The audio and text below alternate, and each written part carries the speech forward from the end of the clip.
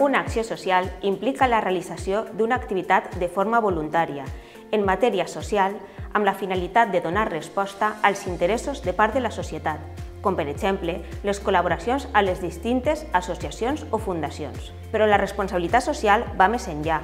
És un concepte més transversal i estratègic que persegueix un objectiu a llarg termini i que implica tota l'organització i els seus grups d'interès.